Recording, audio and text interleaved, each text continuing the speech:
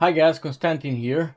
Today we're going to talk about NVMe SSDs, specifically PCIe Gen 5 NVMe SSDs. And the reason why I'm doing it, because the price has come down a lot, quite a bit actually lately since they were released earlier this year. And with the Christmas discounts that are currently ongoing on Amazon and various websites, I decided to just buy one, take a shot and buy one and see how it runs. So the one that I'm going to talk to you about is the one that I picked. It's a Crucial T700 2 terabytes NVMe SSD. It's a very fancy one. I thought about what should I get, 2 terabytes or 1 terabyte. I went for two. There was a bit of, pretty much the price is almost double from two to one, but I figured I'm not gonna upgrade it too often, and I just want to test it. And the main reason why I got it is because I have a PC that has PCIe Gen 5. I've never had an SSD PCIe Gen 5, and I want to see how fast is it. And well, because of my YouTube channel, why not? I decided to make a quick video and show you guys how fast is it and what's the difference between the various PCIe NVMe SSDs. I know it's a lot. We're just gonna call them SSDs for now. Yeah, and from now on. So the Gen 5 ones are pretty much state-of-the-art, fastest ones. This one's got speeds of, they say, 12,400 megabits per second. That's megabytes, sorry, per second. That's quite a lot. And it comes with a 5-year warranty. Boom. It's all black.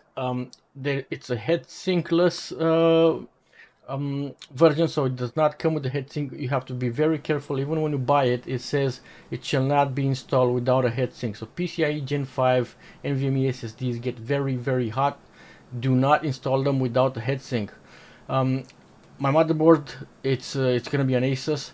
The motherboard comes with a very chunky PCIe Gen 5 SSD heatsink. If you don't have such a thing on your motherboard, which you probably most likely will do, please buy the model with a heatsink. So they also sell the model with the heatsink, and I do believe that the model with a heatsink comes with a fan as well.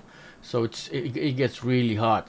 And from what I've heard, well, and seen on previous reviews, is you won't, well, obviously it's not going to shut down or anything like that. It's just smart enough. It's going to throttle itself a little bit until it's probably going to be as fast as a PCIe Gen 4 NVMe SSD. And then you'd ask yourself the question, if you can't cool it properly, why should you buy it? Because you're probably not getting speeds fast enough. If you're not, if it's not cool, it doesn't run as fast as it can run. Yeah, it's not worth buying. Then buy a PCIe Gen 4, which is a lot cheaper and which is a lot more affordable at the moment, and you can buy bigger sizes. So roughly, for the price of a 2 terabytes PCIe Gen 5 SSD, you can buy a 4 terabytes PCIe Gen 4 SSD. Yep. So for the price of 2 terabytes, you can buy 4 terabytes. Now, a 4 terabyte SSD is massive. I don't think you'd need more than that right now for pretty much, if you can even do Call of Duty Modern Warfare 3 and 2. You can install a lot of stuff in there. So yeah, that's what I'm saying. Make sure you got a proper heatsink if you want to go for it, and B, make sure your motherboard supports it, and that's it pretty much. Now, because I brought this into discussion, and we're gonna do a quick comparison between the PCIe Gen 4 and Gen 5 in terms of speed. We're also going to see if this guy can reach 12,400 or at least close to 12,400. And because of that, we're going to do a comparison between various types of NVMe SSDs. I've got quite a few. I've got Corsair, I've got Western Digital, I've got Crucial, I've got Sabrent, I've got tons of them. So we're just going to compare them. We're going to see which is which. Obviously, the Gen 5 is going to be the fastest.